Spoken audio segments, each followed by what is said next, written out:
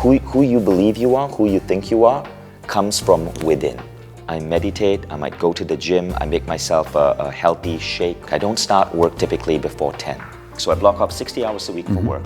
I work on what I know is bringing me passion. Be kind, be helpful, be friendly. I think we underestimate how intelligent and wise and mature our children are. Your job is not to make sure they can learn to play Mozart on a piano, because I believe that traditional universities are no longer relevant. You let your children create their own healthy beliefs of the world. I want to create the biggest shift in human consciousness in a single generation. This is what we're doing at Mindvalley. Now, we don't do it for 4 years. We do it for 1 month, every year, for the rest of your life. I feel the biggest pain when I see people who cannot find their place under the sun. Unmotivated, sad, and desperate people. Business owners, entrepreneurs, suffering from burnout, stress, and boredom, and no time for their family. My biggest goal is to help them realize that this world provides enough opportunities for everybody. I managed to help thousands of people, but I strongly believe that we can do so much more if we unite our knowledge and skills. And this is the reason I started doing interviews with the best visionaries and world changers. Their inspiring personal and success stories are a proof that everything is possible. All you have to do is listen and learn. Together, we can change our lives and the future of this world. Hi everybody, this is Warrior Family and I'm Smiljan Mori. You are here because, my friends, you believe that we can all create and live the life worth living. But in order to do this, we have to do something about it. And the purpose of my show is to introduce you to my guests, to their beliefs, to their habits, to their hacks, so you can create the life worth living. And today I have a special guest. He is from Malaysia. He is the founder of Mindvalley. He is the author of the book, The Code of Extraordinary Mind. He is leading the organization of 200 employees from 40 different countries. He is also a philanthropist, and he is also my inspiration. Welcome, Vishen, to my show. Thank you so much, Smiljan, and congratulations for what you're doing in Slovenia. I've seen the incredible pictures of the huge amounts of people that you bring together so that they can transform their lives, and it's very impressive stuff. Thank you, Vishen. You have nice memories about Slovenia. Yeah. What happened in Slovenia? So in 1997, when I was a college student, I backpacked across the former Yugoslavia. I was working as a photojournalist, and I was actually doing an exhibition on Yugoslavia post-war. So I spent a lot of time in Slovenia, Croatia, in Sarajevo. I had an exhibit. I was only 21 years old, but I had a black and white photography exhibit. So that was 1997. Now, my other interesting thing that happened in Slovenia is that is where I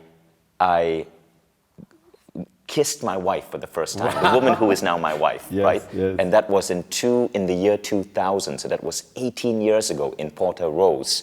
I met this Estonian girl at a conference in Porto Rose, and we ended up kissing by the sea. And then one thing led to another, and now we have 2 kids together, and I'm here in Estonia. Wow. I have a very personal question. How much time did it take you to kiss her from the time that you met her and to kiss her in Porto Rose for the first time? 2 years. 2 years. I'm really slow. Brother. Really slow. You are better than me. I needed 6 months to kiss my wife, Helena. 6 months? It took me 2 years. Yeah. So you were really shy in the college. You had this, one of the limiting beliefs was that you are not beautiful. I heard in some I was very shy. Yeah. So it took you 2 years. So let's jump into the question that most people won't ask you about family. You know, I have kids, Samuel, my son turned 7 yesterday, and my daughter Sima, she is 8. So I always have this feeling that I'm not good enough father. What is for you being a good father? You are so busy running companies, different projects. You have kids, Eve and Hayden. How old are they? So Hayden is going to be 11 this year. Okay. Eve is going to be 5 this year. Okay. So how do you balance business and personal life? So would you like me to answer the fatherhood question first? Yes, please. So it's interesting because as we are sitting over here, we just finished a full day of learning from one of America's top conscious parenting experts, Shefali Sabari. She was on Oprah multiple times, and I actually just came here straight from a workshop that she was doing for parents and their children. So I was there with my kid, right? And so what makes a good parent, a father or a mother? I believe, and again, I don't have all the answers because I'm not a parenting expert, but I believe it is how well you let your children create their own healthy beliefs of the world, rather than imposing your beliefs on them. And so I learned from Shefali that we should not force our children to be a certain way. We shouldn't force them into a certain job. We shouldn't even force them How do you do that? into a certain religion. Well, what she says is understand that your children are not yours. They do not belong to you. Like the great Sufi poet Rumi said, your children are not your children. They come into the world to pass through you, but they chose you. And your job is to simply let go and let them live and create the life that they want to live.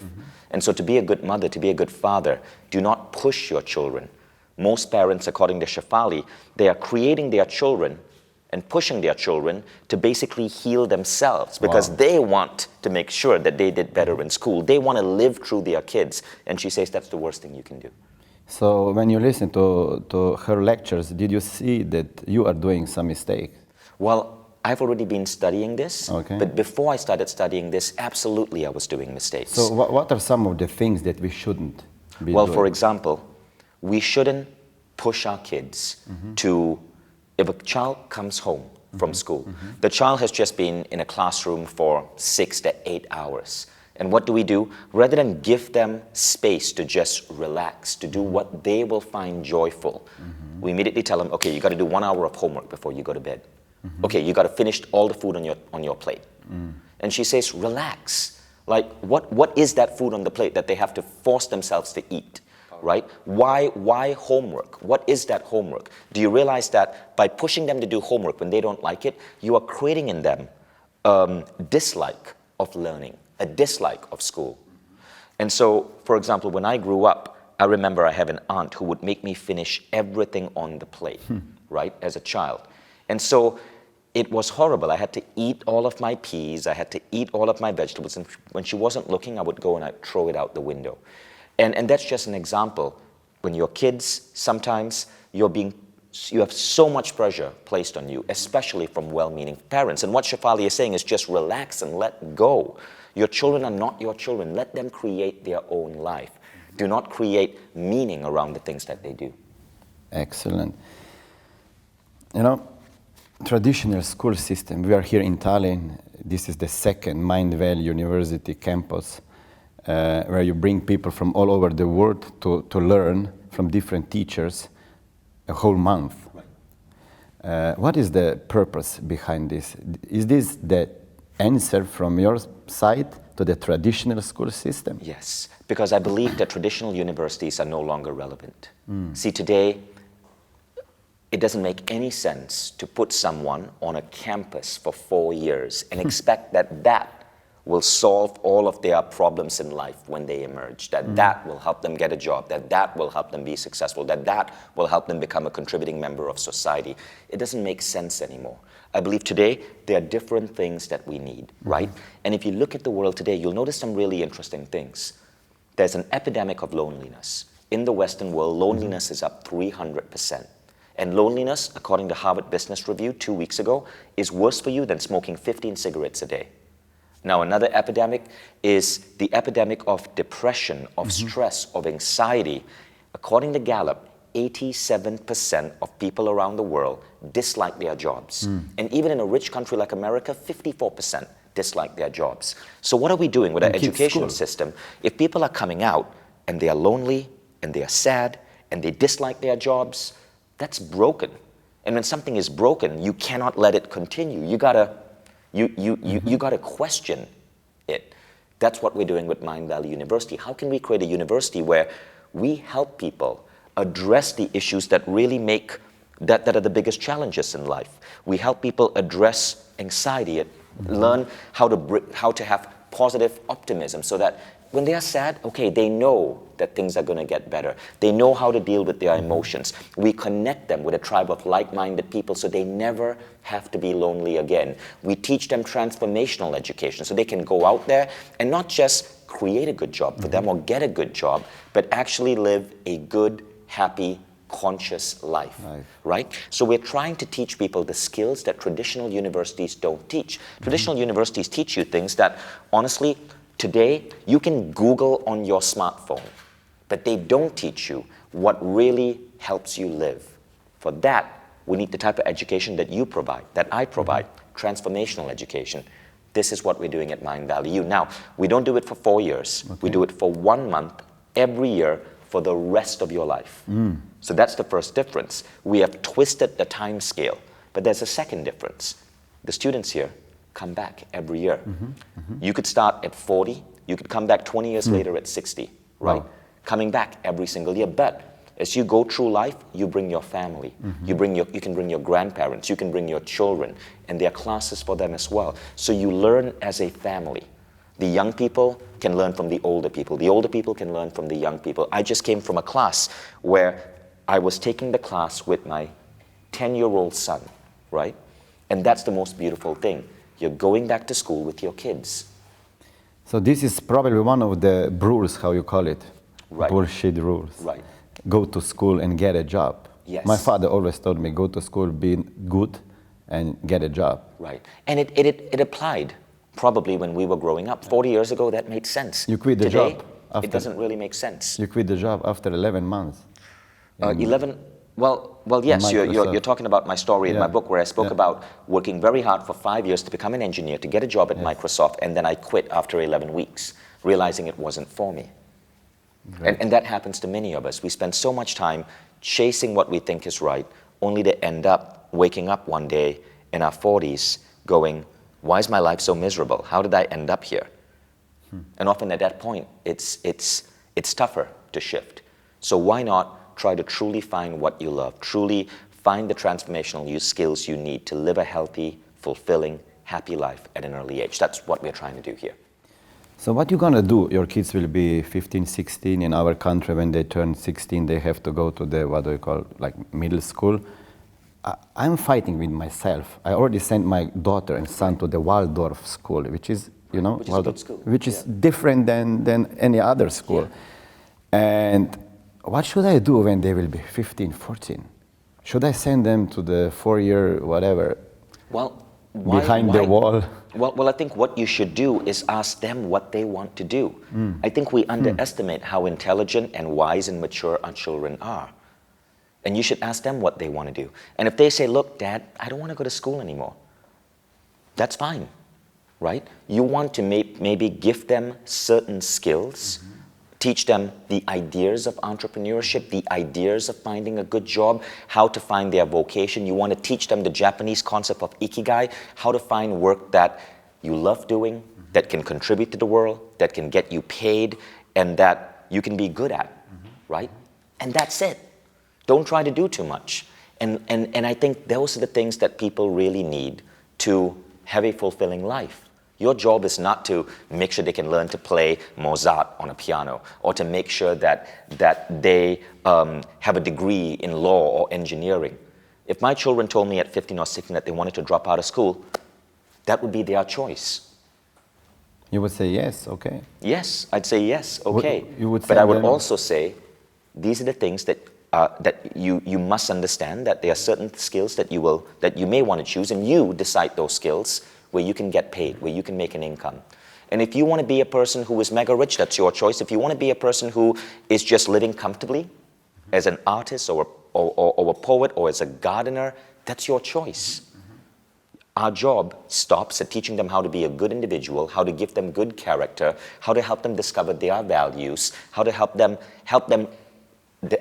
create their beliefs and help them survive in the world. And then let them go. How do you balance your life? You're so busy, so many projects, so many boards. No. How do I balance when do you wake up? How many hours a day Well, it's you very have? easy because I block off 60 hours a week for work. 60. Okay. Yep, I don't work more than 60 hours a week. So I block off 60 hours a week for work, an hour to 90 minutes every day for my personal growth. And that gives me enough time to do everything I need. In the morning. Yeah.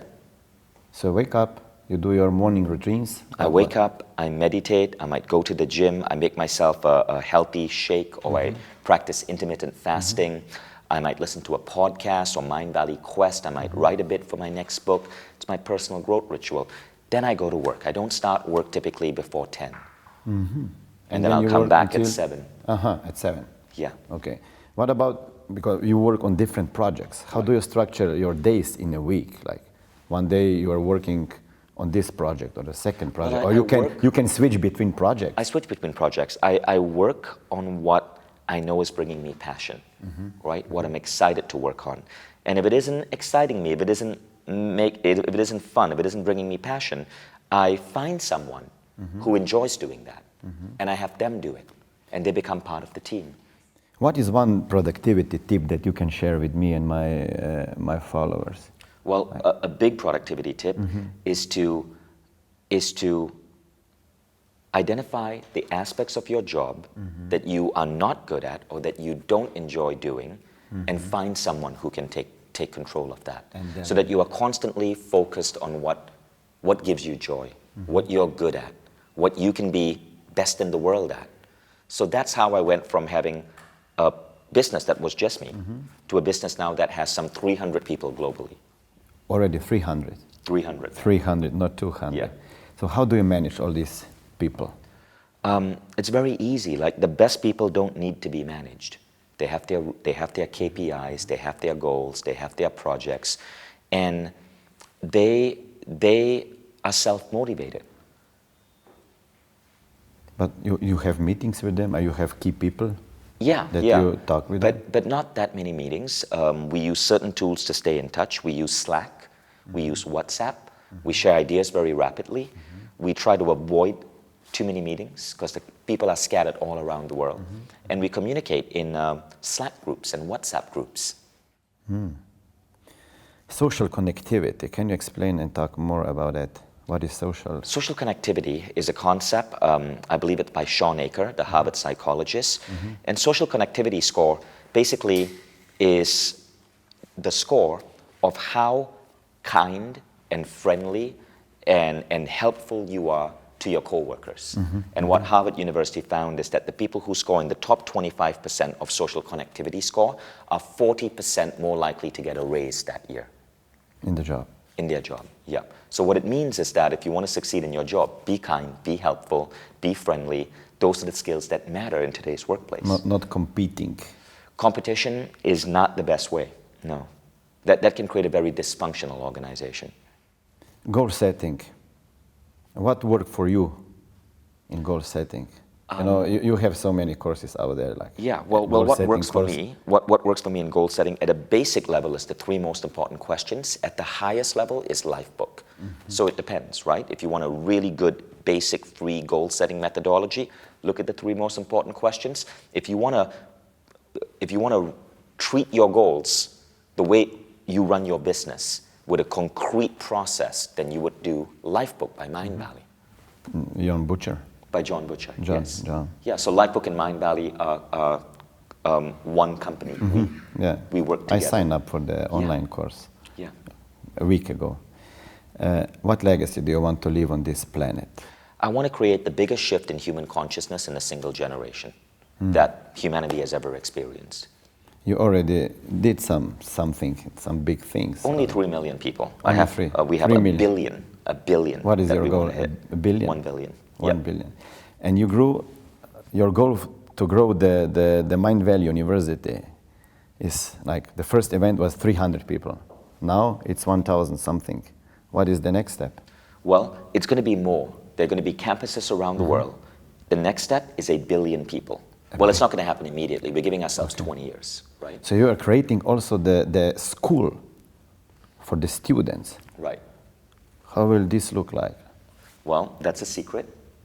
That's great. But the Instead of question going we to the ask college, ourselves is, how do we go from locations like this that can serve 1,000 people to being able to serve 1 billion people? We don't have the answer yet, No. but we have 20 years to figure it out. But everything starts with that goal. It's a great vision. Yeah. I have one last question for you. No, not the last. What is unfuckable? Unfuckable. Unfuckable means that you are not going to give meaning to your own life or define yourself based on other people's opinion or criticism or judgment or praise. It means who you believe you are, who you think you are, comes from within. And so you're less afraid to get on stage because you're afraid that some people might not like your speech. You're less afraid to put a product out or to write a book because you might get a bad review. It means that you understand that other people's opinion doesn't have to define who you are. That's what being unfuckwitable means. So that's in the translation, it's like, I don't give a fuck about what you think. No, it's not that. It's That is not. more of a harsh thing because you should care when people give you good feedback, right? What unfuckwitable means is you do not define your self-worth. If people give you feedback, it's the book, it's not you. So you could I could get on stage and I could give a bad speech and nobody would clap. It doesn't mean I don't give a fuck. It means, something is up with the speech. I should go back and I should tweak it. But it's the speech, it's not me. You separate who you don't are take it from what you personal. do, right? Because you know that if it's what you do, you can always go back and you can improve it. But it's not who you are. And so unfuckwitable actually is great for feedback because you separate the feedback from yourself and you can improve what you're doing. Great. Last question. If you only had 5 seconds to live, 5 seconds to what? to live, Right. what would you say to your kids? What would the last message, I call it the power message, the last message. What would the last message be to your kids? Something that they would remember till the rest of their lives. Something that... I'd say, hey Hayden, remember Star Wars and that scene when Obi-Wan Kenobi gets killed by Darth Vader?